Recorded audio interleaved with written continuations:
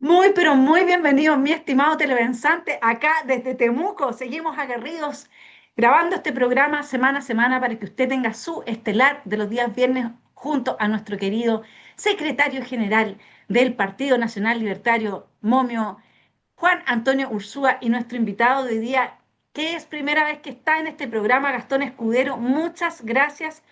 Gran panelista, siempre en Radio Mm. Agricultura, autor del libro Los horrores del socialismo, y hoy día, qué mejor pues Gastón que pareciera haber una esperanza con los movimientos de tropas de Donald Trump de que saquen a Maduro y liberen a los pobres venezolanos que han tenido que huir en masa de los horrores del socialismo nuevamente, de este yugo que se repite una y otra vez, mientras en Chile algunos piensan votar por una candidata social comunista, pero que es tan amorosa y me Mm. identifica, que es la Janet Jara. Así es que bienvenidos a este programa de día viernes en Esfera Pública. Buenos días, Vanessa. Un gusto verte. Hacía tiempo que no te veía y muchas gracias por la invitación. ¿Cómo evalúas tú, querido Gastón, la posibilidad de que definitivamente Trump, porque yo esto lo he ido observando como de alguna manera ha ido moviendo las fichas en el tablero? Punto uno, quienes apoyaban al régimen venezolano eran los iraníes. Y los iraníes, después de este pseudo ataque que hubo, ¿no es cierto?, específicamente a ciertos blancos en Irán y todo, quedaron muy desestabilizados.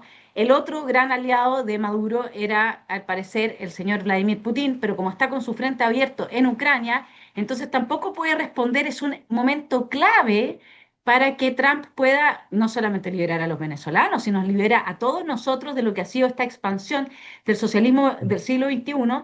Y a esto se suma la excelente noticia de que el MAS en Bolivia perdió, pero por todas, o sea, ya ese partido de Evo Morales no logró prácticamente más que un 10%, una cosa así, no me acuerdo ahora la cifra, pero los dos que pasan a segunda vuelta entonces son candidatos, uno es de centro derecha, como que uno dijera Evelyn Matei, y el otro de derecha, como que uno dijera Johannes Kaiser, así que son muy buenas Mm. noticias. ¿Qué piensas tú? Y en el contexto de Chile, donde no solamente tenemos a una candidata comunista, sino que tenemos a Meo, que él es uno de los fundadores del Foro de Sao Paulo. No, del Grupo Puebla, perdón, del Del Grupo Grupo Puebla. Puebla. A ver, para el 2019, cuando se produjo el estallido antisocial, yo esperaba que la cosa en Chile pudiese mejorar justamente por la vía de que Estados Unidos sacara a Maduro del poder. Yo además tengo dos tíos míos cercanos, tíos directos. Se fueron en los años 70 a Venezuela, no porque fueran exiliados, sino porque en aquella época Venezuela era un país boyante, próspero, entonces atraía mucha gente y, por tanto el drama de los venezolanos me ha llegado de cerca. Mi tío falleció en un hospital esperando ser operado. Murió en una camilla, en un pasillo, porque nunca pudo ser operado y cuando incluso tratamos a través del cónsul de que fuese trasladado a una clínica privada, pagando nosotros desde acá, eh, porque allá el común de la gente no tiene acceso a una buena salud. La gente va al sistema público y solamente la elite puede ir a una clínica privada. Entonces, cuando desde acá, junto con un primo, quisimos hacer eso con el tío, pagando nosotros o asumiendo nosotros los costos, resulta que en el hospital no había ambulancia para trasladarlo. Intentamos hacerlo a través de bomberos y, y resulta que en eso el tío finalmente murió después de varias semanas de espera para ser operado. Eh, Así que el drama del pueblo venezolano es una cosa que para nosotros es inimaginable, salvo me imagino para aquellos que vivieron la Unidad Popular. Yo era muy pequeño, así que tengo más bien los testimonios que me han transmitido. Eh, ojalá que Trump termine sacando a Maduro y el pueblo venezolano pueda de una vez por todas comenzar a reconstruir su país. Yo creo que lo que le debe estar pasando a la izquierda chilena debe ser algo tanto parecido, un tanto, no sé, a ver, no importa. Digo un tanto parecido a lo que ocurrió a comienzos de los, comienzos de los 90, fines de los 80, cuando cae la Unión Soviética, cae el comunismo en Europa y eh, incluso en Cuba hubo funcionarios del régimen que esperaban que los vientos de cambio llegaran a las islas, lo cual finalmente no ocurrió, pero se empieza a producir una especie así como de terror. ¿Ah? Ellos deben ya estar buscando cómo acomodarse a una situación en la cual van a quedar aparentemente fuera del poder. Hablo de los izquierdistas chilenos, pero también deben estar pensando en cómo lo van a hacer después. Y ahí, bueno, entronco con el informe del Partido Comunista de enero de este año, en donde prácticamente dicen o dan a entender de que viniendo un gobierno de derecha, ellos van a volver a las calles y van a volver a hacer nuevamente un estallido. Así que, por un lado, expectante con lo que va a pasar con lo que va a pasar en Venezuela, con lo que ya está pasando en Bolivia, pero por otro lado también hay que estar atentos con lo que pueda pasar en Chile. A mí me llama la atención lo que está ocurriendo, pero yo insisto que esto se tiene que leer en clave Trump. Si hay algo que ha caracterizado la política de Trump y que lo hace fuerte es la impredictibilidad, ¿ya? De que tal vez él diga que va a hacer una cosa, que no la hace. Nótese que se reunieron el sábado en Alaska Vladimir Putin junto con Donald Trump buscando la posibilidad de alcanzar un acuerdo y que se ponga fin a la guerra en Ucrania. Las declaraciones de Vladimir Putin son muy importantes, son históricas. Vladimir Putin dijo, si no hubiera estado el antecesor de Donald Trump, refiriéndose a Joe Biden, nosotros no hubiéramos iniciado la guerra con Ucrania. Entonces, esa frase que la dijo, porque estaba toda la discusión de si se llegó a un acuerdo o no se llegó a un acuerdo, y Vladimir Putin hizo esa declaración, pero histórica. O sea, esa declaración debiera ser considerada para los próximos años, porque viene a confirmar que cuando Donald Trump dice que va a hacer algo, las probabilidades de que sí lo haga versus las probabilidades de que no lo haga son casi iguales. Entonces, los estados tienen que tomar decisiones de control, tienen que tomar las decisiones más conservadoras. Dicho eso, me voy a lo que está ocurriendo en Venezuela. Pareciera ser que se va a iniciar algún tipo de asonada en contra de Nicolás Maduro y tal vez no pase nada. Pero también recordemos que hay una recompensa de 50 millones de dólares por quien entregue a Nicolás Maduro. Entonces, yo creo que va un poco más por ahí la idea, más que de una incursión militar de los Estados Unidos Mira, en sí, pero es Norteamérica. que lo que pasa es que son 4.500 soldados los que movió a las costas, en buques que tienen sistemas de misiles dirigidos, con infraestructura, que en este momento se me va como el nombre de los botes, así por así decir, que tienen capacidad de operar también en tierra. Los pasos que ha seguido Maduro son los mismos que tenemos que seguir en Chile. Lo primero que él hizo fue declarar al Tren del Agua, el Cartel de los Soles, Trump. y no, los declaró organizaciones terroristas. Por lo tanto, una organización terrorista, y es lo mismo que tenemos que hacer en Chile, y tenemos que hacerlo con los etnomarxistas en la Araucanía también, que no tienen nada que ver con los mapuches. Estamos hablando de gente que se dedica a quemar, a asesinar, al narcotráfico, al robo de madera, a armar la guerrilla. Son guerrillas. Bueno, esa gente lo primero que hizo Trump fue declararlos grupos terroristas. Como grupos de terroristas, Lo que afectan es la seguridad nacional. Cuando la seguridad nacional está en juego, y por eso era tan importante, mi estimado telepensante, que nadie lo leyó, a nadie le importó, el segundo proyecto de nueva constitución, desvirtuaba el rol de las Fuerzas Armadas en Chile respecto de ser garantes de la seguridad nacional. Bueno, como las Fuerzas Armadas son garantes de la seguridad nacional, entonces Trump no necesita pasar por el Congreso el mandato de mover las tropas y de ir a atacar a estos grupos terroristas que ponen en vilo la seguridad nacional de Estados Unidos.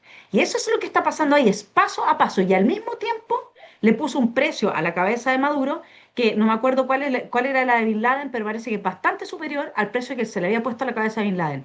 Entonces, la fórmula Trump, la que él está aplicando, es un paso a paso para llegar a un objetivo. Y naturalmente, el objetivo fundamental, uno, porque tú terminas con Nicolás Maduro y terminas con el desplazamiento forzado de millones de venezolanos. Terminas con un drama que te permite resolver uno de los problemas que más acuciantes, no solamente para nosotros como chilenos, sino que para los norteamericanos también, que es el problema de la inmigración ilegal. Tú tienes que permitir a los venezolanos que recuperen su país, porque tampoco puedes arrasar con toda la gente que arranca del socialismo. Entonces terminas con eso, terminas con el fortalecimiento de estos grupos criminales que se están tomando la región entera. Si lo que pasó en México, México es un país que está en manos del crimen organizado, donde si tú no eres un candidato apoyado por el crimen organizado, te liquidan. Acaban de matar a uno de al candidato, digamos que era la esperanza en Colombia, lo acaban de asesinar. Entonces tú tampoco puedes permitir. Un régimen como el de Maduro es un cáncer que tarde o temprano llega a tus propias puertas. Y por eso es tan importante. Yo tengo la esperanza de que si veo que ha habido una fórmula y que desde la invasión de Panamá, 1989, ustedes me corrigen que yo soy mala con Está los bien, datos, está 1989, bien. que no se Ujú. movía un contingente militar de esa magnitud desde Estados Unidos hacia el Cono Sur. Entonces, a mí me parece, y más encima lo hace en un contexto de debilitamiento de los aliados del régimen de Maduro, que es fundamental para tener éxito, porque si no te enfrentabas con los iraníes, te enfrentabas con Putin, etcétera. O sea, yo tengo una esperanza, porque si cae el régimen de Maduro, muchos de los venezolanos que hoy día están en Chile y que llegaron de manera, porque son desplazamientos forzados, van a querer volver a sus casas, van a querer volver a sus familias, van a querer volver a reconstruir su país, y eso va a bajar la presión que tenemos con todo el Mm. desastre que tenemos en nuestro país también. O sea, para nosotros sería una excelente noticia, y eso sí que es ayuda humanitaria. Ojalá así sea, Vanessa, aunque también comparto la versión que tiene Juan Antonio, que Trump es tremendamente impredecible. Entonces, yo no sé si sea 50-50 las probabilidades en fin, pero por otro lado no puedo creer que haya este desplazamiento de tropas solamente por asustar. Es decir, algo va a pasar. Y independiente de que sea una intervención militar directa o que sea una intervención indirecta, pero que termine votando a Maduro, habría que celebrarlo, venga por donde venga. Sí, Gastón, yo quería hacerte una pregunta, porque tú hiciste un esfuerzo gigantesco con ese excelente libro, Los horrores del socialismo. Te has dedicado parte importante de tu vida a pelear en contra del flagelo que significa la miseria, el hambre, la muerte, que genera el comunismo, el socialismo, que es lo mismo, ¿no es cierto? Y uno se impacta cuando ve que tiene una candidata como la Jara del Partido Comunista, que tiene un candidato como Meo del Grupo Puebla, que hay gente que lo que propone justamente es la miseria para todos los chilenos y no hay una reacción, incluso teniendo la experiencia de millones de venezolanos. Bueno, en el caso de Chile, ha recibido más de 1 millón de inmigrantes en los últimos 5 años, una cosa así. Quizás ustedes tienen mejor las cifras, pero es una cosa realmente impactante y esa gente en su gran mayoría viene arrancando de lo que representan y encarnan al menos dos de los candidatos que hoy día van a ir a la papeleta a la primera vuelta. ¿Qué explica tanta ceguera? ¿Por qué no hay, cuál es Mm. tu análisis de por qué en Chile puede haber, no sé, un 30 y tantos % de personas que apoyan a Gabriel Boric o a Jara? Antes de contestar tu pregunta, Vanessa, y gracias por tus palabras respecto de mi libro, quiero aclarar que la foto que aparece detrás mío no es de un fascista, porque no va a faltar el mal pensado que diga, "Ah, claro, Gastón Escudero es contrario al socialismo, así que es fascista". No, la foto es de el monumento a Don Pelayo en Covadonga, en el norte de España, que fue el líder que inició la reconquista de España en el 720 y tanto, cuando la península ibérica fue prácticamente ocupada por los musulmanes. Entonces, Don Pelayo es un símbolo de la resistencia, por eso la puse ahí, esa foto, ¿no? Además, un lugar muy bonito, con un santuario a la Virgen, eh, eh, conmovedor, porque finalmente Don Pelayo terminó atribuyendo a la Virgen María esa primera victoria o primera resistencia victoriosa, ni siquiera victoria propiamente tal, contra los musulmanes. A ver, hay varios factores. Por una parte, en gran medida culpa de la derecha. La derecha siempre le ha ido haciendo el juego a la izquierda de tragarse sus revisiones históricas. La misma gente que participó en el gobierno militar después terminó traicionando al gobierno militar. Se tragó el relato mentiroso de las violaciones de los derechos humanos durante el gobierno militar. Yo no digo que no hayan ocurrido situaciones de crímenes, en fin, pero de ahí a tragarse el cuento completo, ¿m? De que prácticamente en Chile un día los militares amanecieron de mal genio porque habían pasado la noche y empezaron a matar a mansalva y se tomaron el poder. Eso no resiste mayor análisis. Entonces la derecha, en vez de contradecir ese relato de la izquierda, terminó aceptándolo. Por otra parte, también a mí la verdad me enerva y me decepciona mucho la actitud de la élite chilena, cuyos hijos universitarios, burgueses, terminan muchas veces votando por el Frente Amplio o por Bachelet, o en fin, cualquiera sean los nombres camaleónicos que adopta la izquierda. Entonces, poca gente hace el trabajo de explicarle a sus hijos la historia de Chile y la historia del mundo. ¿Cómo es posible que eh, todos hayamos visto películas o leído libros o tengamos alguna idea de los horrores del nazismo y sin embargo no conozcamos, bueno, yo sí, pero el común de la gente, y mi hijo también, porque yo me he encargado de enseñárselo, pero mucha gente no sepa que existió un Holodomor, que fue una muerte por hambre, en el cual en 6 meses murieron más personas que todos los judíos que mataron los nazis eh, durante la Segunda Guerra Mundial. Por lo tanto, también ahí hay mucha culpa de la derecha chilena y de las élites chilenas. Por otra parte, también está este trabajo fantástico que siempre hace la izquierda de manejar las comunicaciones, las universidades que se transforman finalmente en centros de ideologización, em, los medios de comunicación que también se hacen eco de todo lo que dice la izquierda y ensalzan a figuras como Allende, como Neruda, como Carmen Hertz.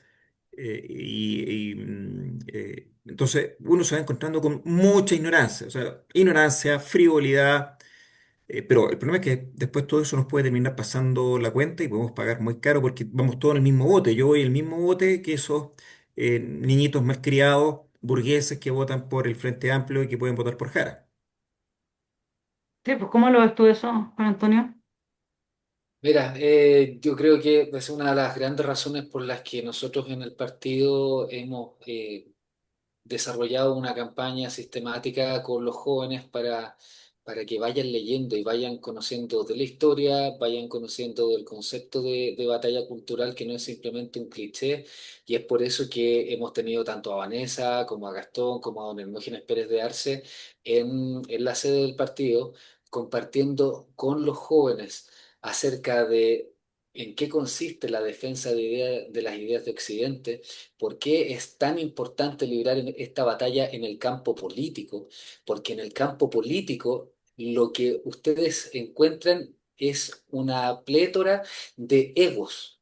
En cambio, lo que nosotros nos estamos esforzando por hacer es por establecer una institucionalidad en que los militantes comprendan que se trata de la defensa de ideas, que no se trata del yo. Insisto, siempre lo comentamos con los militantes. No se trata de que yo soy importante por algo. Se trata de aportar, de hacer un trabajo en equipo por la defensa de las ideas, porque estamos por algo trascendente. ¿Ya? Y ese es uno de los grandes temas, uno de los grandes desafíos de la política chilena, porque el vampirismo es total. Entonces, el vampirismo en política te lleva a abrazar las ideas de izquierda, te lleva a decir, no se preocupen si vamos de a poquito, como lo ha hecho la transderecha sistemáticamente, y terminamos arruinando el sistema de pensiones, terminamos arruinando el sistema económico, terminamos arruinando el propio concepto de nación, terminamos cediendo hacia esta teoría de los derechos humanos que habla el profesor Julio Alvear de la degradación del hombre, porque toda esta aceptación de premisas implica que nosotros vamos aceptando la idea de que tiene que haber unos organismos internacionales que nos terminan diciendo esto. Señor, usted es tan menso que nosotros como organismo internacional necesitamos que usted nos ceda soberanía. Entonces, por eso estamos aquí, por eso estamos realizando este trabajo de forma sistemática. Hay algunos que lo hacen desde la política, hay otros que lo hacen desde la academia, pero lo importante es que nosotros digamos, entendamos, leamos, formémonos para que no seamos más de lo mismo. Yo creo que eso es fundamental en este momento histórico en el que nos encontramos. Sí, lo que pasa es que al final es la naturaleza humana, es medio vampiro. Po. El vampirismo político tiene, o Mm. sea, a mí me da risa, porque hay gente que, mi estimado telepensante, estas son de las internas del partido. Hay gente que porque yo en algún momento he dicho, mira, me gustaría que tal lista saliera ahora, por ejemplo, en las elecciones del fin de semana. Hay contendores que se han enojado porque yo he salido a decir legítimamente cuál es mi opinión de quién creo que puede hacer mejor las cosas respecto de este norte que nos está diciendo Juan Antonio tenemos que seguir.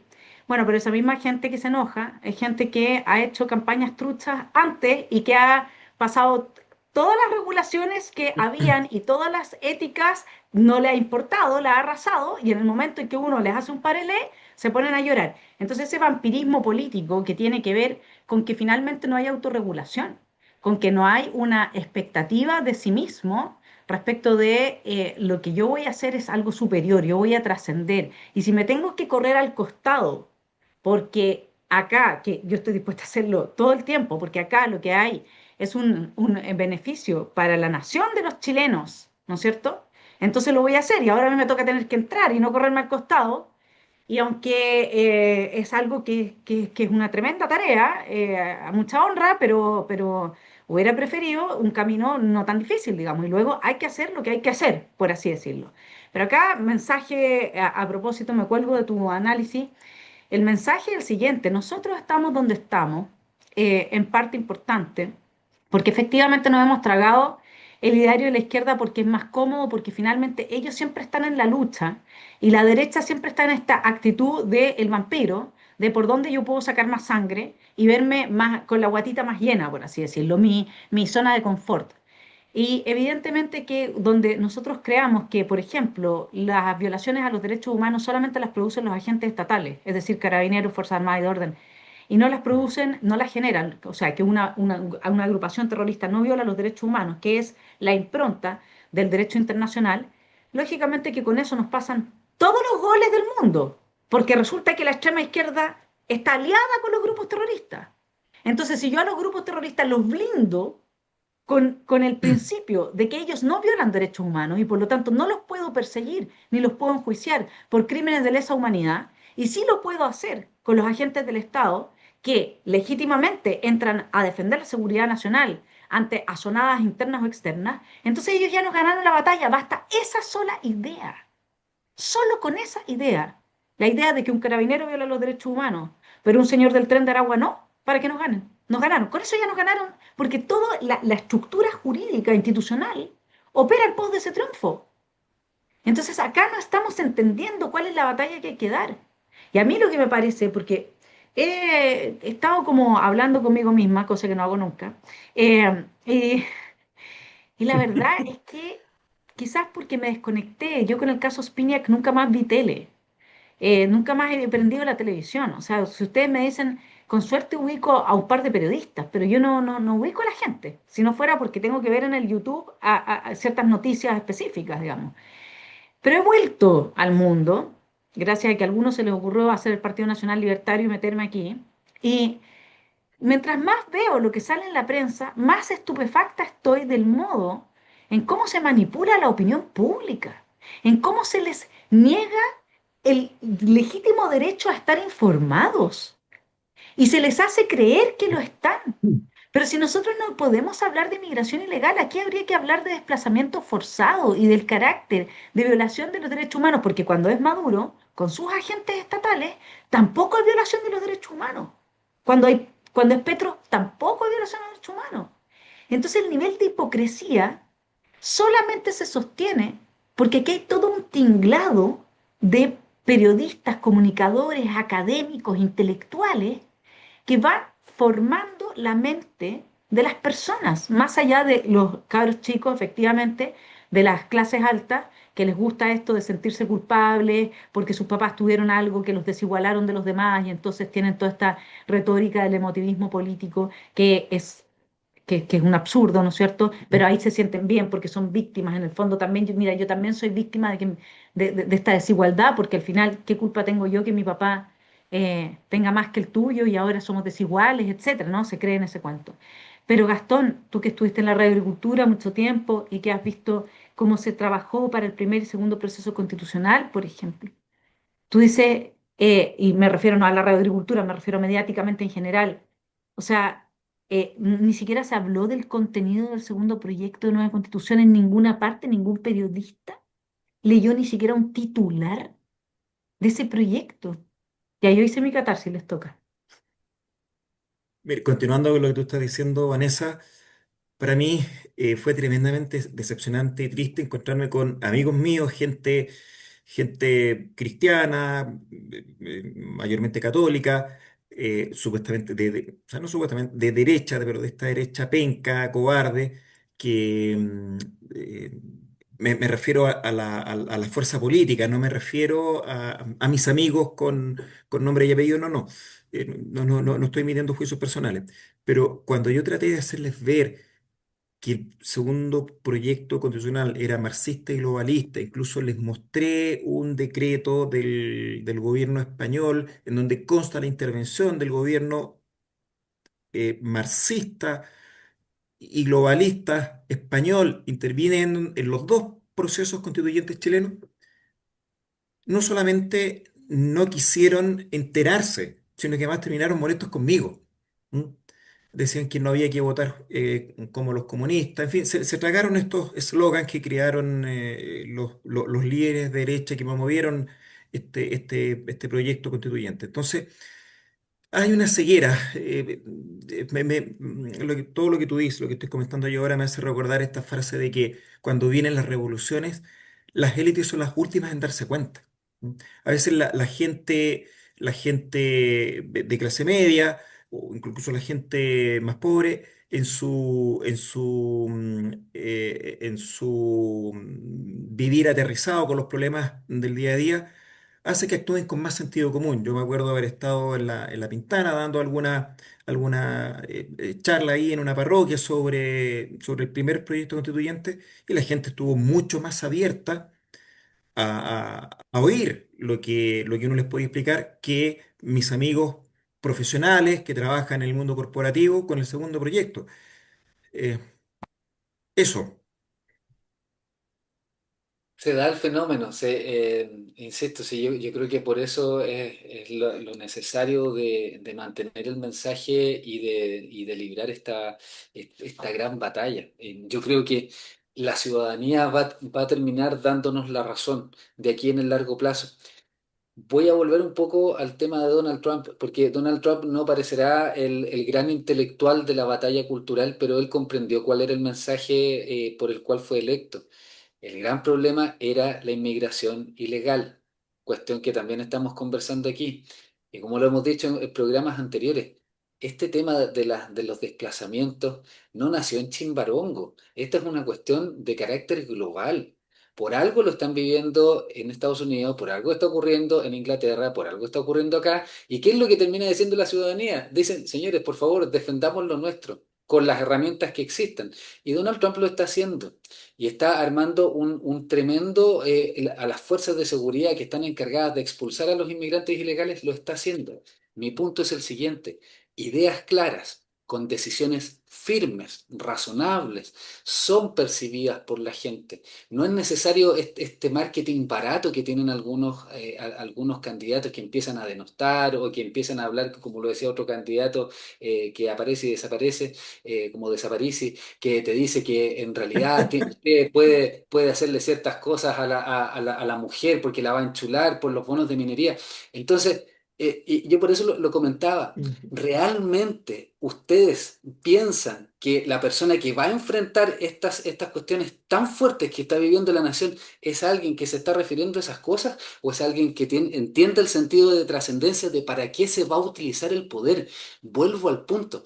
El poder embrutece, envilece. Es una cuestión muy triste que uno se da cuenta de esta debilidad del ser humano y la lucha es constante. Entonces, no necesitamos a payasos en la moneda, porque usted ya ve cuál es la consecuencia. Necesitamos a gente que entienda con humildad hacia dónde debe dirigir el poder para hacer el bien común y para poder hacer de nuestra comunidad una nación floreciente y que podamos vencer todo el nivel de delincuencia que tenemos. Hemos visto diputados, senadores afectados con portonazos. Esta cuestión ya realmente está afectando en todos los sectores y el cambio tiene que venir por ahí, por alguien que ustedes lo encuentren que esté centrado en lo que hay que hacer y ese candidato se llama Johannes Kaiser. No, 100%. Yo me puse a hacer como intuitivamente análisis de estadísticos y en realidad, primero que todo, es muy preocupante, yo no lo sabía, que el 60% del voto de París en las elecciones pasadas se fue a Gabriel Boric, no se fue a José Antonio Cast. Por lo tanto, la gente que consideró buena idea para debilitar a Kaiser, traer a París y fortalecerlo, porque apelaría como a una especie de voto anticasta, ¿no es cierto? Terminó fortaleciendo la opción de Jara. Primer problema del vampirismo político es no saber hacer el análisis de a dónde se quieren clavar los dientes. Yo creo que el vampiro tiene que ser un poco más sabio, porque en este caso se pegan, lo que pasa es que me encantó tu expresión de vampirismo político, porque realmente es así como, sí, están ahí como esas sanguijuelas ahí nomás, tragando finalmente la sangre que corre por las venas de todos los chilenos a través de impuestos, a través de contribuciones, a través de la destrucción de nuestra institucionalidad. O sea, y ahí yo coincido, Gastón, que el tema importante cuando uno quiere apuntar a quiénes son los responsables del descalabro en el que estamos, es quienes lo permitieron. Porque gente mala, gente comunista, gente que quiere destruirlo todo, gente que le gusta quemar, arrasar, matar, violar, siempre va a haber. La pregunta es, ¿por qué o qué es lo que lleva a que esa gente en un determinado momento lo pueda hacer en las magnitudes que fue el 18 de octubre o la continuación de esta revolución que hoy día seguimos viendo cómo avanza? Si el análisis que hacía Gonzalo Fuenzalida en un programa Ideas con Fuerza de la Radio El Conquistador, creo que antes de ayer, él decía que él se estaba dedicando a tratar de liberar, digamos, terrenos que han sido usurpados principalmente por inmigrantes. Está la orden judicial para liberar esos terrenos y Carabineros no quiere ir. Entonces, cuando uno se da cuenta que el problema para liberar esos terrenos es que Carabineros no pone una serie de cortapisas al cumplimiento de la orden judicial, bueno, ahí nosotros estamos viendo cómo avanza la revolución y se sigue neutralizando la capacidad del Estado de defender a los ciudadanos de bien de la gente que está violando todos nuestros derechos. Y efectivamente yo creo que la responsabilidad es ese vampirismo político que ha afectado a la derecha y que uno lo ve inscrito en la naturaleza humana. O sea, uno lo ve incluso nosotros que estamos comenzando con el partido, eh, hemos sido testigos de cómo gente con una gota de sangre del poder se trastorna completamente. Yo no sé por qué Juan Antonio se ríe si yo creo que tú no sabes nada de No, estas cosas. no, Nacho, es que sabes que me acordaba estamos súper alineados por el lanzamiento, bueno, el comentario que hizo Gastón de su libro de los horrores del socialismo, bromas más, bromas menos, pero Gastón lo dijo. cómo, porque se refería al Señor de los Anillos y cómo Mm. corrompe el poder. Gastón, yo creo que tú deberías recordar esa intervención que hiciste porque fue genial. Cuando dije que quería ser dictador, sí, es que, claro, yo comenté que a mí no me interesa el poder, que cuando me ofrecieron el Partido Republicano ser candidato a diputado, yo dije que no. eh, no me interesa el poder, yo quiero ser dictador. ¿Mm? Y me salió espontáneamente en ese momento, porque claro, por un lado, es verdad, yo soy empresario y además me gusta escribir, me gusta la vida un tanto retirada. Los empresarios, los medianos empresarios, y a veces los grandes empresarios también, les gusta o nos gusta el anonimato. Pero si me metí al debate público y político fue porque vi que el país se nos estaba yendo al carajo. No porque quisiera cargos, pero sí reconozco que a veces me pongo a jugar con la idea de que tengo el poder total y que yo haría tal y cual cosa. Yo creo que a todos nos pasa lo mismo. Entonces, es la fascinación del poder. Por lo tanto, yo estoy convencido de que si yo tuviera todo el poder, me depravaría, me convertiría en un monstruo. Por lo tanto, el problema del socialismo no es que haya habido un Mao Zedong que digamos, de manera azarosa se encuentra con todo el poder y hace lo que hace, por lo tanto la culpa es de la persona y de los secuaces y no del sistema.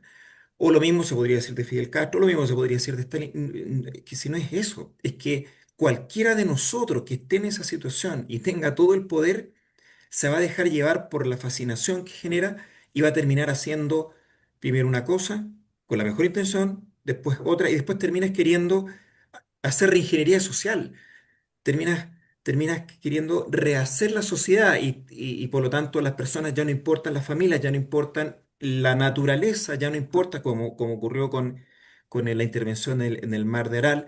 Por lo tanto, lo que hay que prevenir es la concentración del poder. Y ahí también la derecha se equivoca, porque también la derecha termina cayendo en esto y termina ofreciéndole a la gente solucionar todos tus problemas si es que tú nos entregas el poder. Eso es algo que yo he discutido con algunos amigos republicanos que dicen, no, que si lo importante ahora es el poder, porque si tenemos el poder vamos a echar a la izquierda, y entre medio dejas de hablar de lo que hay que hablar, dejas de hacer batalla cultural, empiezas a jugar con las banderas progresistas, y entonces al final, ¿cuál es la diferencia entre este tipo que es de derecha y el progresista de izquierda? Al final, ninguna, porque cuando llegas al poder ya te transformaste, incluso antes de tener el poder ya te transformaste. Claro, que el problema es que tú vas perdiendo legitimidad. Cuando tú Claro. buscas el poder por el poder, el cargo público, sostenerte con el sueldo de diputado o de senador y con los privilegios, porque es una casta privilegiada, porque aquí hay que tener clara otra cosa. Nosotros, más que en una democracia, estamos en una oligarquía. O sea, el hecho de que el director del Servicio de Impuestos Internos no pague sus contribuciones y les dé lo mismo, que no lo haya hecho Bachelet, que no lo haya hecho Piñera, y no les importa. O sea, se ríen de los peces de colores cuando uno hace una algarabía y dice, no, pero ¿cómo? ¿Cómo no? Ellos están muertos de la risa, les da lo mismo toda la plata que se robaron en las fundaciones, entonces, les da lo mismo. El ciudadano de a pie no termina por entender esto. Entonces, ¿qué es lo que pasa? Tú entras en esta competencia política y estás, en el fondo, te tienes que igualar en una cancha también, que no lo voy a hacer yo ni lo vamos a hacer los nacional libertarios, pero lo que le ha pasado a Chile Vamos, Partido UDI, RN, etcétera, donde el juego, la pelota viene muy sucia. Y cuando tú empiezas a jugar con la pelota sucia, te corrompes. Y cuando te corrompes, pierdes tu libertad porque estás con la espada de Damocles de que en cualquier momento te denuncia y el juez tiene prueba suficiente para cargarte con la pena o el castigo que corresponda. Entonces, cuando tú pierdes la libertad, y además hay otra cosa acá con el poder, que es el fenómeno de que te vas ganando enemigos. Si yo apoyo la lista A, por ejemplo, ahora para el fin de semana, la B se enoja conmigo. Así de sensible es el asunto del poder. Y si la B se enoja conmigo, cuando pueda me la va a cobrar, porque además la gente es resentida, vengativa, etcétera. Da lo mismo que yo me haya pasado todos estos años trabajando por Chile, haciendo todos los programas, hoy día desde Temuco, levantándome, que ha sido un desastre poder armar este programa, da lo mismo todos los esfuerzos que uno haga, no, es que como apoyaste a la otra, no me apoyaste a mí, entonces como yo no salí, entonces no importa tampoco que te estés sacrificando por el país, da lo mismo. Eso yo, el vampiro. El vampiro no puede mirar al prójimo porque tiene una necesidad, el vampiro es insaciable. Entonces te ganas esos enemigos. Cuando tú te ganas esos enemigos, ¿qué te pasa? Empieza a decir, bueno, lo que le sucede al tirano es que el tirano, ya lo dice Platón en la República, ¿no es cierto? El tirano es el más solo de todos los hombres porque para estar en esa posición se ha hecho tantos enemigos que desconfía de todos, lo que le pasaba a Stalin, que cada cierto tiempo mandaba a hacer purgas de toda la burocracia stalinista y los mandaba a matar, a encarcelar, etcétera, porque necesitaba gente nueva, de modo de destruir los lazos de confianza que se empiezan a generar a partir de los cuales se le podría haber perjudicado a él como tirano. Entonces, el fenómeno del poder es muy complejo. Quien está fuera no lo observa realmente en su total dimensión. No es solamente que si yo tengo poder, que también me lo decía Gastón, mi hijo mayor, cuando era chico, me decía, mamá, yo me doy cuenta que cada uno de nosotros es un tirano en potencia, porque si pudiera le Sí, impondría al otro su forma de vida, mm, ¿cierto? sí. Entonces, por eso las instituciones son tan importantes. Y eso lo entendió la extrema izquierda con la caída, tras la caída del muro, y por eso se ha dedicado a capturar los organismos internacionales que tienen poder supranacional y los poderes judicial, el poder judicial al interior de la nación, de los estados-nación. Porque con esa doble captura nos tiene absolutamente asfixiados en nuestra capacidad de ser soberanos y tomar decisiones por nosotros mismos. Pero entonces tú te empiezas a pelear y aquí la pelea es el comunista hoy día mira, pongámoslo así, el comunista hoy día mira al nacional libertario como a los que hay que arrasar, a los primeros de la lista. Otro tanto pasa con toda la gente a la que le caemos mal. Otro tanto pasa a los interiores de los partidos con los que tú no apoyaste porque entonces el otro... Mm. Entonces es un mundo en el que desde mi punto de vista la única manera de salvar el alma es habérsela entregado 100% conscientemente y diariamente a Dios. Nada, no hay otra manera. Oye, espérate, y un Para mí. paréntesis, que mientras se producen estas luchas, acá, esta parte muy importante que cita Julio Alvear, que dice a propósito de que mientras pasa esto, vienen los organismos internacionales produciendo derechos humanos. Y entonces dice, como esto produce evidentes dificultades en materia de fuentes jurídicas, la Corte Interamericana de Derechos Humanos ha decidido, y pone entre guiones, no es broma, que los derechos que crea son axiomáticamente fruto de sus competencias interpretativas. Ella solo explicita lo que se encuentra subyacente. Su actuación se mantendría siempre dentro de los límites del tratado. Entonces, a través de fallos, y te das cuenta, como el punto es, vamos por las cuotas de poder, y mientras tanto tienes en organismos extranjeros que empiezan a influir la vida en común, empiezan a influir tu forma de actuar, tu cultura. Entonces te vienen a decir, lo que yo digo que es un derecho es correcto porque está dentro de los límites del tratado. Entonces, ahí nosotros decimos, chuta, estamos peleando por nada, simplemente se nos está yendo el concepto de nación, se nos va yendo el concepto de soberanía del pueblo, se nos está yendo Mm. de las manos porque le entregamos esta competencia a estos organismos internacionales y la vida sigue y arriba quemando el sol. Pero ¿sabes cómo yo lo interpreto ese artículo que tú leíste? Lo ¿Mm? interpreto más bien como que en lo que estos derechos fundamentales o estos derechos que yo estoy planteando son verdaderos y válidos porque yo lo digo.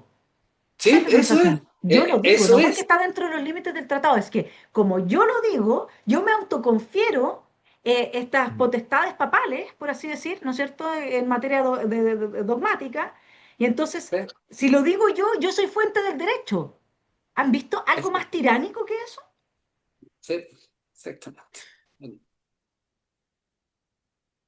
A raíz de esto, quisiera tocar un punto que, bueno, ustedes se manejan mejor que yo en este tipo de programas, así que si empiezo a decir algo que puede conducir a censurar el programa, me paran de inmediato, por favor. Bueno, voy a tratar de decirlo de manera que no nos censure el programa en todo caso. Eh, hace poco tuvimos una situación de control social a raíz de una enfermedad cuyo nombre no voy a mencionar, pero que me imagino que todos entienden para dónde voy. Cuando Y uno toma sopa de murciélago, Gastón se enferma de eso. mm, claro, entonces eh, sería bueno, yo no he hecho ese ejercicio por falta de tiempo, pero me gustaría hacerlo, ver fotos de lo que fue perdón, tengo problemas con la iluminación, de lo que fue esa situación cuando no solamente se nos prohibió salir de casa, sino que se nos prohibió asistir al culto, los evangélicos, los católicos, en fin, y los judíos, no nos podíamos reunir a rezar, a adorar a Dios, no podíamos no podíamos tocar productos de algunas góndolas de los supermercados porque si lo hacíamos nos podíamos pegar la lepra. Y incluso hubo gente me acuerdo que yo discutí con algunas personas que ya me pareció que era el colmo y decían, oye, cuando vayamos a un restaurante, exijamos que la persona que nos atiende esté vacunada porque si no, hay que echarla. Tenemos que presionar para que pierda su trabajo. Entonces caímos en una paranoia y estuvimos dispuestos a aceptar las restricciones más insólitas a nuestra libertad y a la libertad de los demás, con tal eh, de no caer en esta enfermedad.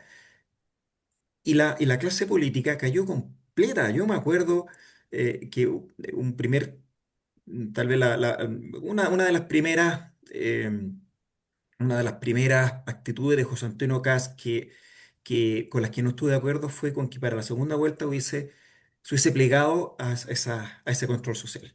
¿Ah? Y cuando llegó la subsecretaria Paula Daza al comando a participar en la campaña para la segunda vuelta y pidió que todos los que llegaran y estuvieran en el partido tenían que usar mascarilla.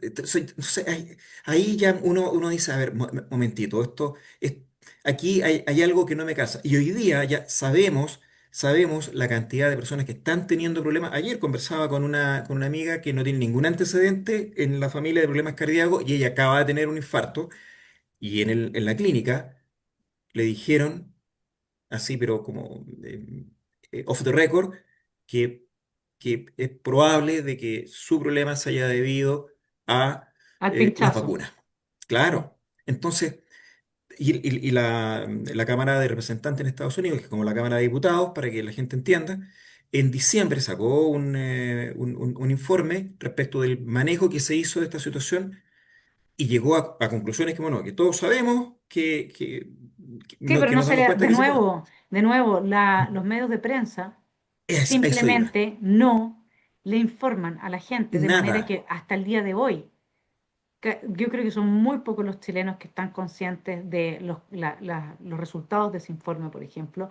Además de que no hay consecuencias jurídicas. Acá, como no se han establecido responsables. Y este es el gran problema que enfrenta Occidente hoy día. Nosotros necesitamos crear sendos tribunales, tipo los de Nuremberg, para juzgar crímenes como generar desplazamiento forzado de gente para poder usar esa inmigración como herramienta de disolución de las naciones. Eso es una bomba nuclear cuando llegan por cientos de miles y en el caso de Europa millones. Los políticos responsables de eso debieran de secarse en la cárcel. Yo les voy a decir una cosa, y para qué decir en Chile, quedémonos con nuestra situación local, el tema del 18 de octubre debiera de tener a varios políticos tras las rejas. Mientras nosotros no hagamos como Occidente el trabajo de juzgar y de castigar a los delincuentes cuando llegan al poder y generan este tipo de daño, no vamos a poder cambiar nuestro destino. Mm. Acá incluso tú dices, y se llega a ese tipo de conclusiones en la Cámara de Representantes en Estados Unidos. ¿Y cuántos dueños de farmacéuticas, políticos que hicieron los negocios truchos con toda esta gente? Que detrás de eso tiene que haber una cantidad de cloacas, pero de esas que ni les cuento. ¿Cuántos de esos políticos hoy día enfrentan procesos judiciales y se van a ir presos por haber transformado la sociedad norteamericana en una cárcel gigantesca como nos transformaron a todo Occidente? Cero. Cero. Entonces, no, pero Bolsonaro está preso. Uribe está preso. Mm. Aquí quieren meter preso a Johannes. Eso sí funciona. Eso sí funciona. Sí. Entonces, mientras nosotros, esta es la clave para terminar con el vampirismo político, va a ser el título del programa. Eh, para variar la creatividad de Juan Antonio.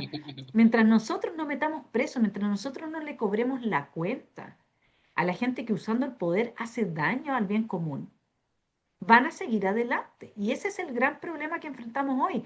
Me encanta que Trump haya movilizado tropas y espero que deponga a Maduro y que realmente limpie a Venezuela en todo lo que se pueda de la captura que ha hecho el crimen organizado, el cartel de los soles, de ese maravilloso país.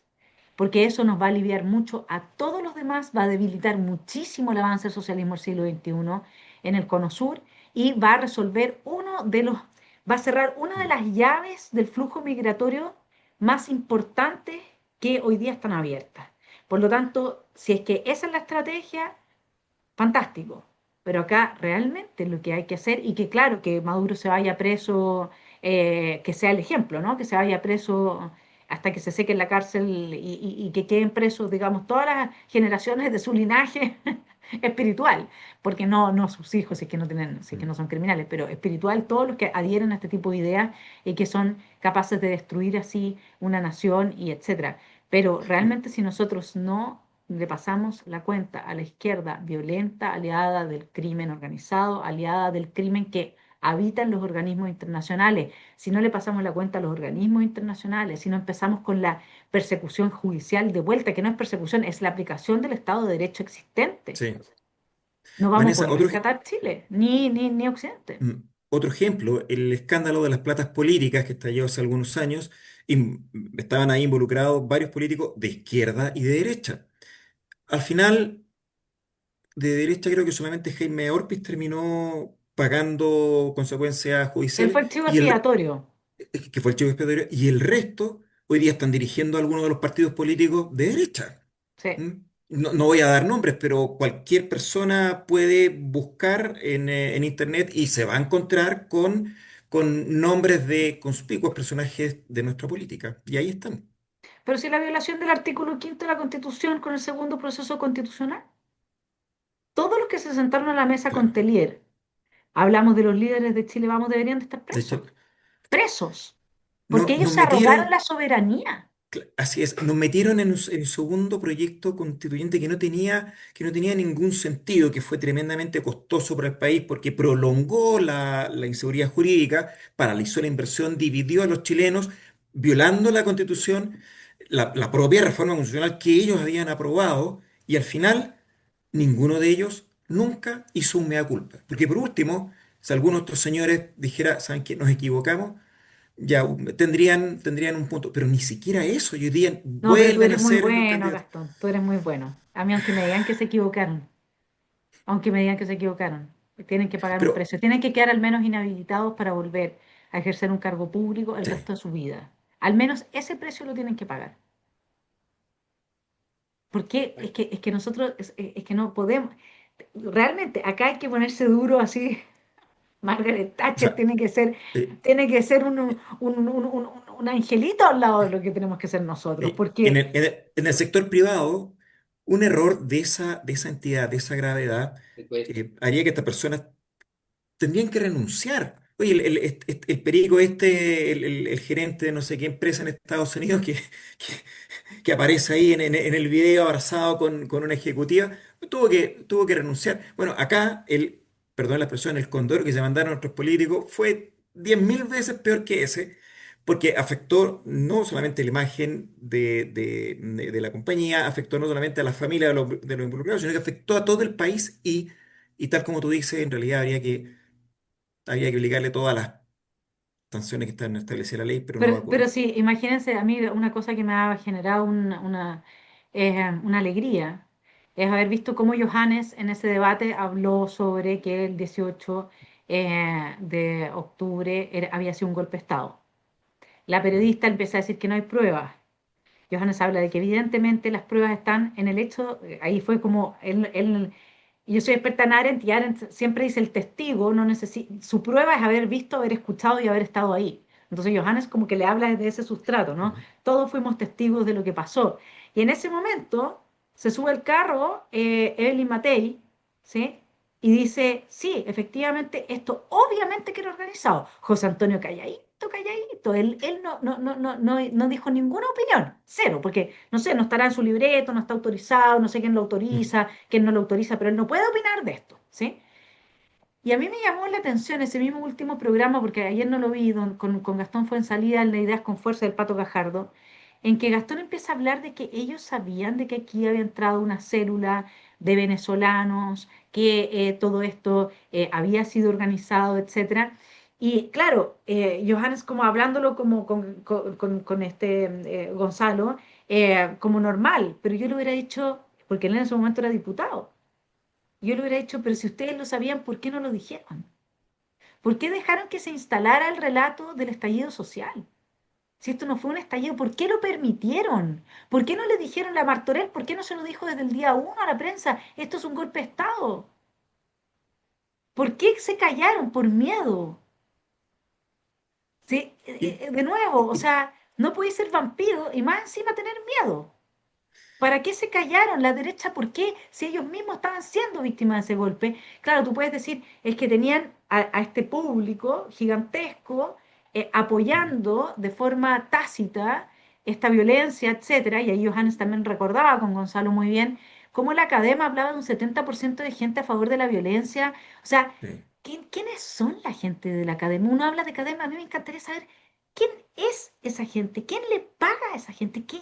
¿Cuál es el nombre, la cara, el apellido de esa persona que termina sacando o instalando un dispositivo Foucaultiano cultural que va construyendo relatos en el país que nos impiden hacer un diagnóstico de lo que nos está pasando y qué es lo que realmente hay en juego? Fue increíble cómo se instaló el relato del estallido social y hoy día, gracias a que Johannes hizo esa intervención, Evelyn Matei lo apoyó, ahora aparece Gonzalo diciendo se está volviendo a hablar del tema, pero ahora desde la verdad, que esto fue un golpe de Estado, que tú no caminás 73 estaciones de metro en un par de horas, si es que no es organizado, po. Pero ¿en qué cabeza le cabe esto? Mm. A algún chileno, digamos. Mira, aprovechando que Juan Antonio es un caballero y que permite hablar, eh, porque te tocaría a ti ahora, pero no quiero dejar pasar esto que ha dicho Vanessa. Al final, nuestra democracia no es más que un imaginario. Yo estoy llegando a esa conclusión en que creemos que tenemos, que practicamos la soberanía, creemos que tenemos el poder, porque cada cierto tiempo votamos por nuestra autoridad, pero esa autoridad al final casi siempre son impuestas por las encuestas, por los medios de comunicación. A mí me llamó poderosamente la atención cuando vi que Johannes iba subiendo la encuesta y de repente dejó de subir sin que ocurriera nada extraordinario, sin que hubiera ningún cambio en las variables. Evelyn Matei empezó a bajar, José Antonio empezó a subir.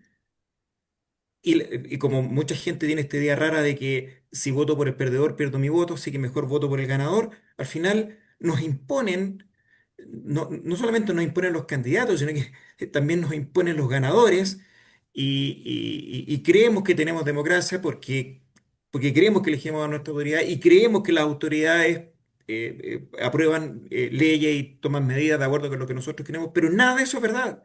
Entonces nuestra democracia es una cosa más bien imaginaria. Tiendo a creer eso. No sé por qué. Sí, mira, yo simplemente para cerrar el punto de lo que estaba mencionando Vanessa, es que está la declaración, yo tengo el archivo PDF, declaración de querellado que dio el 19 de julio del 2021 el expresidente de la República, Sebastián Piñera, ante la fiscal Bonasic.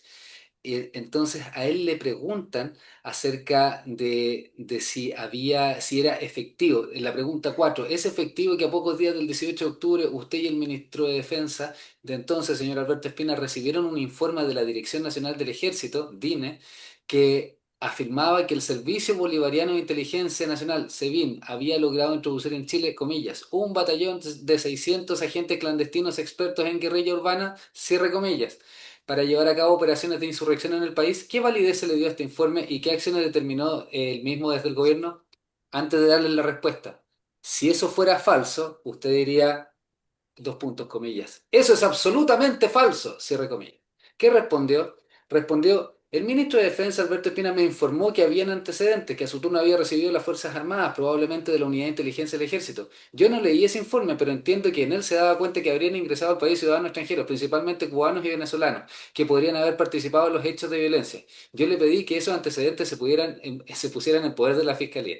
Nos están invadiendo 600. Entonces, bueno, avísele a la fiscalía para que la fiscalía mande tropas. Pero ahí tiene la respuesta. Esto es otro documento histórico. Partimos con las declaraciones históricas de Putin. Aquí tiene el documento histórico. El presidente de la República, con la información disponible, nos dice eso es falso.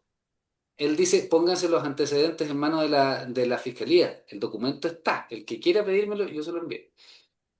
Mis estimados, hemos cumplido con el tiempo. No sé, Gastón, ¿quieres agregar algo para este Sí, fin de mira, semana? aunque suene adulador, quiero aprovechar este momento para felicitarte, Vanessa, que no me he dado el tiempo de llamarte y la gente puede creer que antes de hacer el programa nos pusimos de acuerdo. Para nada, incluso yo le dije a Juan Antonio, mándame un punteo de los temas a tratar, no quiso. Así que te felicito por este desafío que asumes de presentarte candidata al Senado. Hay gente que puede creer que para una persona como Vanessa esto es una cosa así como súper simpática. Para nada, a Vanessa lo que le gusta es la cosa académica, es pensar, es enseñar. Entonces, ir a meterse a esa cloaca que es nuestro Parlamento, hay que tener cuero chancho, hay que estar dispuesto prácticamente a inmolarse por el país. Entonces, yo te felicito, Vanessa, y cuenta con mi apoyo y felicitaciones por este programa que hacen ustedes.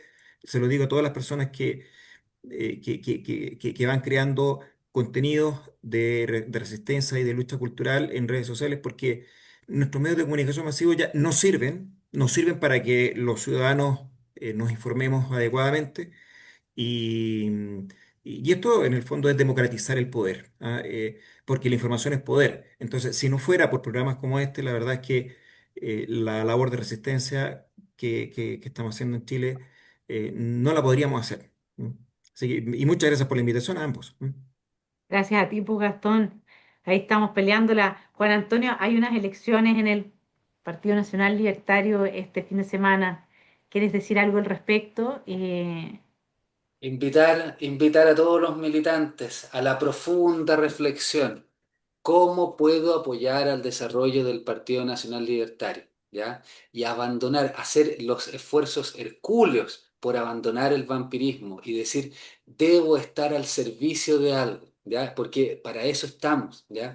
Yo les paso el dato, yo no me estoy postulando a nada, ¿ya? Por eso, como estoy en una posición en que muchos pueden decir, este señor puede hacer o deshacer, no me estoy postulando a nada. Lo único que estoy haciendo es aportando porque yo sé que nadie ingresó al partido por mí, porque a mí ni Santa Isabel me conoce, e ingresaron por Johannes, por Vanessa, porque vieron la posibilidad de marcar la diferencia. Y lo que buscamos hacer es marcar la diferencia de todos aquellos chilenos que dicen, oye, estamos orgullosos de nuestra patria, ¿cómo podemos aportar a nuestra patria para poder ser mejores? Bueno, acá tienen la posibilidad, porque podemos construir algo permanente y que el mundo se dé cuenta que en un país que está en el rinconcito se puede marcar la diferencia con las ideas de la libertad y permitir el florecimiento de nuestra nación chilena. Eso. Un par de líneas, Juan Antonio. Yo no soy militante del partido, pero a todos quienes están viendo este programa, yo les quiero contar que yo he sido testigo de el horror que siente Juan Antonio cuando ve estas escenas de vampirismo político. Juan Antonio ha hecho una labor tremendamente, digamos, sacrificada, escondida, ad honorem. Sí, Ad honorem. sí. Se está dedicando al partido tiempo completo prácticamente y él no termina de asombrarse de estas actitudes raras que se producen en todos los partidos políticos y sobre todo en un partido que está recién empezando. Así que me parece que estas cosas hay que decirlas porque hay gente no que llegamos a la desesperanza, ¿ah? Cuando uno ve que nuestros políticos, que nuestras élites no están a la altura, bueno, no faltan chilenos como ustedes, pero yo también estar entre ellos o hacer lo que buenamente pueda, que hacen que el país valga la pena. No, y además que Juan Antonio ha asumido el rol del malo de la película. Y yo aquí le quiero decir Claro. a nuestros queridos nacional libertarios, Juan Antonio es abogado. Si usted va donde un abogado y le dice, oye, ¿me podríais ver mi caso que me estoy separando el marido? ¿Qué hace el abogado? Te deja citado para el próximo día en su estudio y te cobra por hora. ¿Sí? Como el dentista, los abogados cobran por hora. Juan Antonio ha estado 24/7 sacando adelante el Partido Nacional Libertario. Y a mí me parece realmente de la peor calaña la gente que se ha ido por una gota de sangre de poder, se ha ido corrompiendo rápidamente y no les voy a responder ni sus correos criticándome, ni sus WhatsApp, ni una cosa. Porque acá nosotros sabemos lo que estamos haciendo. Como dice Gastón, yo por mí no tengo ningún interés de irme a meter al templo de la perdición, se los digo bien honestamente. ¿Con qué sueño? Sueño no solamente con la liberación de Venezuela. Yo quiero que Trump de ahí vaya por Cuba, que se Mm. acabe la dictadura en Cuba. Yo sueño con eso, porque mientras esté esa dictadura ahí, todos estamos permanentemente en peligro. De ahí vino la captura de Venezuela, de ahí viene el empoderamiento de todo este crimen organizado. Necesitamos también la liberación de Cuba. Eso es lo que necesitamos. Con eso yo sueño. Si puedo aportar en eso y podemos aportar desde este faro que puede ser Chile, que podemos volver a transformarlo en ese faro, hay que hacerlo. Pero eso, como dice Gastón, no se hace con gente que está haciendo el cálculo chico de quiero este puestito para yo entonces figurar y no sé qué. Oye, hay que darse cuenta del monstruo contra el cual estamos peleando y definitivamente eh, si alguien quiere llegar alto y sueña con eso, que haga su trabajo y vaya peldaño por peldaño, título por título, conocimiento por conocimiento, libro por libro, lucha por lucha. Esto no se logra de un día para otro, esto no es un cuento de hadas. Y es más, muchas veces uno hace toda esta trayectoria sin tener el norte en el que estamos hoy día abocados, pero en definitiva los misterios de Dios son indescifrables. ¿Qué les parece esa frase para concluir nuestro programa de hoy? Muy buena frase.